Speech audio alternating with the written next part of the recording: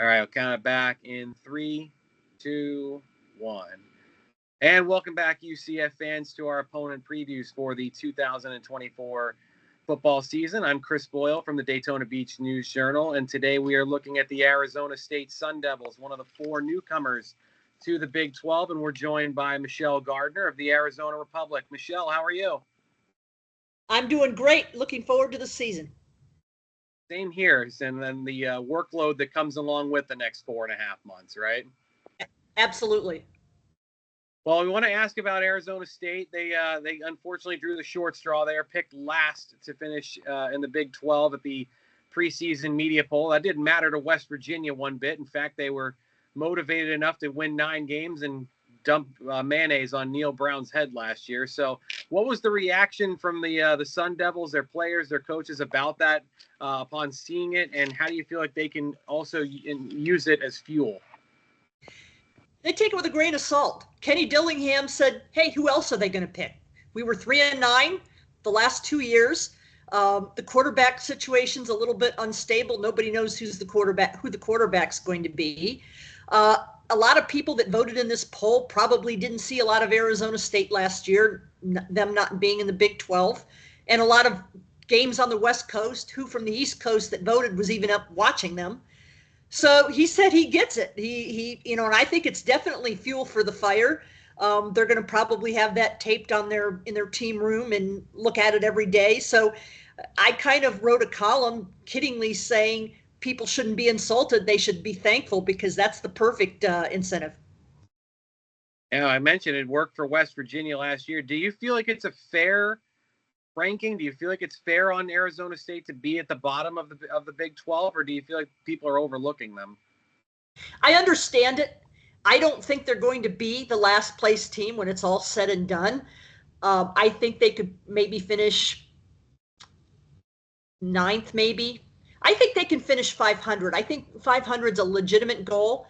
They really should have finished 500 last year. They were 3-9, but they had 3 games they really should have won. And one of those was Washington, of all teams. They had Washington beat until throwing a pick 6 in the 4th quarter. So I think they could finish 500. I don't think they'll finish last, but who knows?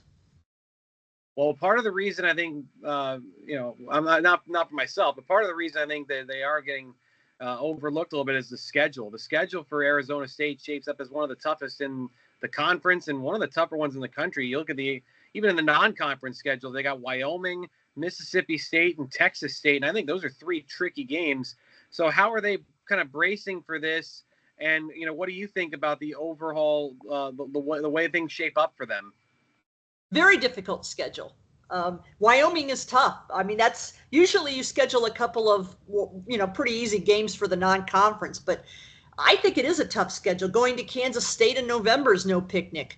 They're going to Stillwater, and they're going to be in Stillwater on homecoming, which is no joke at that school. So very, very difficult schedule. They're going to know what they're made of right away. To your point, Wyoming beat Texas Tech last year to open the season. Their first 3 games, by the way, the Sun Devils in conference play at Texas Tech, which is, again, no fun, Kansas at home, and Utah at home. So they're going to get tested right out of the gate, and they'll see exactly what their work, what they can do. Kenny Dillingham, you talked about him a little bit. This is his 2nd year as the head coach. He was a former position coach and assistant coach under Gus Malzahn. Tell us a little bit about Kenny, the person, and in what ways do you think he's similar with his mentor, Gus Malzahn? Well, I don't know that much about Gus Malzahn, but Kenny's talked about him quite a bit. The one thing about Kenny, I think him being, so he is the youngest head coach at 34 years old, hired when he was 32. I think he relates to the kids because he's not that far removed from his playing age, So I think they identify with him, and I think he's got a vibe and an energy and a passion that's contagious. I've never seen anything like it. And I think it was a good hire at the time, too, because with the NCAA investigation going on when they were trying to hire a coach, what kind of pool of applicants are you really going to get? You get a local guy that is from here, went to the school, so he's invested, has an interest in getting this school back where it should be. I think it was the perfect hire. And he's just a lot of fun. You never know what you're going to get from him, but he doesn't make any excuses when they had the injuries last year. His famous line was, "Nobody's going to feel sorry for us."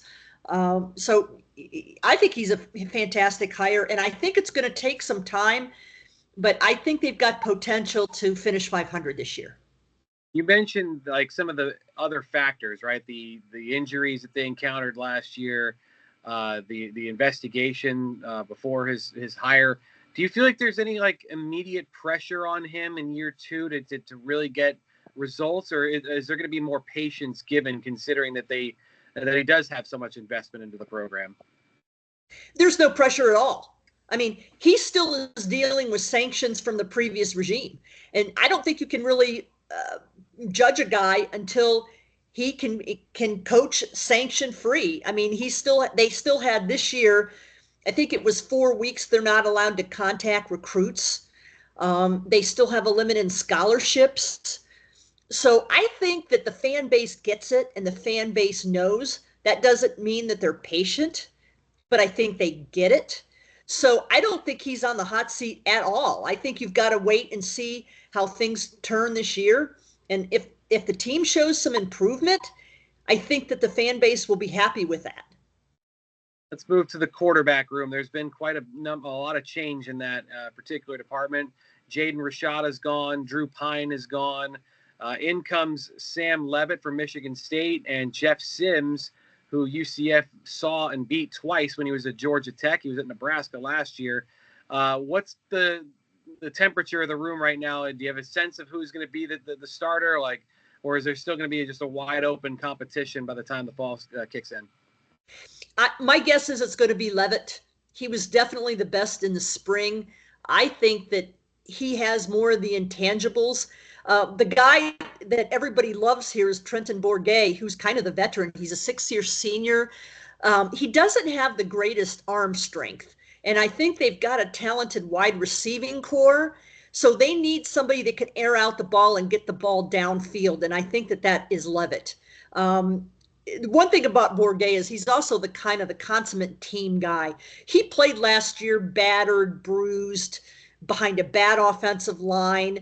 And this is a kid that gave $10,000 his own NIL money to the Sun Devil collectives because he wanted to try and get the good players to stay. So he's a consummate team guy, but I don't think he's the best quarterback per se. I think with Sims, I think he was brought in as depth. You can't have a quarterback room with literally 2 scholarship players. I think Sims has got the reputation for turning the ball over. You never like that. Obviously, he's athletically gifted, but I would be very surprised if come opening day, Sam Levitt was not the starter. And then one other thing that stood out to me when researching Arizona State, the disparity in the fourth quarter. They were outscored 112-57, which, given the fact they were 3-9, probably doesn't sound like much of a surprise. But as you alluded to earlier, there were lots of reasons for that. Can you give us a sense of, what their struggles were in the fourth quarter of games last season and how they're planning to improve in that department? They were just worn out. When you look at this team, they had 31 players injured last year, and those players missed a total of 143 games. And most of these injuries weren't, 1 week or 2 weeks. 16, 17 of those injuries were guys that missed 5 weeks or more. And then when you look at the positions of injury problems, it was the offensive line more than anything else. 9 offensive linemen were injured last year and missed time. One of their starters broke his leg literally in the second game of the season. So it was just mass chaos up there. So if you don't have an offensive line, you can't run block, you can't pass protect, and just overall injuries, you're worn down because you're relying on guys to play 60, 70 snaps. In some cases, guys played 80 snaps. They had a center in Lee Fotanu who literally played every snap last year. So I just think it was a matter of just the injuries and getting worn down and running out of gas. November's a long time from when we're recording this. It's, almost the last week of July when we're doing this, but UCF does go to Tempe. It'll be their first trip out there. What's kind of your overall sense of what you think this game will look like? How do you feel like Arizona State will match up with UCF? I think it'll be a good game. I mean, UCF wasn't exactly picked to finish at top of the heap either. So we'll see how teams, pan out before then. But I think it should be, if you look, just at stats and players, I think it'll be a good game. ASU, the good thing about them is they have more depth at every position than they did last year. I think tight end might be the only position they don't have the depth that they did last year. I think that's a question mark along with the quarterback. But ASU's got very strong wide receivers, and they've got a very, very strong secondary. So depending on how UCF matches up their defensive backs and their, against ASU's wide receivers and vice versa, I think that might go a long way in determining who wins this game. Yeah, I don't know Arizona State as well as some of the other teams. I'll be, the first to put my hand up and say that East Coast bias probably got the best of me last year when we were working on deadlines here for games that kick off, 7, 8 o'clock at night, and Arizona State's playing well into the wee hours of the morning on occasion. But I'll tell you what, I do think this will be a better team. I believed West Virginia was better than what they were ranked last year. I kind of feel the same way about Arizona State. And both teams are going to see this game, I think, as one of those games on the schedule that's winnable, right? Like, if for Arizona State defending home against a team that, doesn't have the greatest of expectations, that's not projected to be, right at the top of the league, I think they'll certainly like their chances. And likewise, UCF is going to see this opportunity as a game on the road against a team that doesn't have the most intimidating road environment, and an opportunity to get one in the bag away from home, which has been a sore spot under Gus Malzahn so far. Here's one thing, though. The one thing you guys do have in your favor, you're not going to be here in September when it's 118. You know what? The funny thing about that is like it's 118 there, but I'll tell you what, having lived in Florida my entire life, 95 with the humidity rating here, it probably feels worse. I agree. As a native Floridian, I can absolutely agree. Although, what's interesting, I did talk to RJ Harvey recently, and he said that it felt hotter in Vegas for Media Day than anything he'd experienced here. So perhaps you're onto something there, even with the dry heat. Michelle, where can people find you on Twitter or X or whatever we're going to call it, and where can they find your? I'm at M Gardner Sports, and I'm also on Instagram. And our website is azcentral.com. And I'm at every practice. I'm in training camp, and I even get to go on the road. So I'm actually kind of looking forward to seeing some of these Big 12 venues. And obviously ASU doesn't play Central Florida at Central Florida this year, but I can't wait to go there just because I've got friends in the area, and I've lived in Florida much of my life. So I like that I'm going to get to see them. One of the great things about being in the USA Today network is you get to read a lot of different college sports writers. There's a lot of investment being put into college football. There's nobody better on Arizona State than Michelle. So make sure to give her a follow. UCF fans, at Chris Boyle DBNJ is where you'll find me. news-journalonline.com. We'll have you fully covered all the way through the season. Thanks so much, Michelle. Anytime. Let me turn off the recording.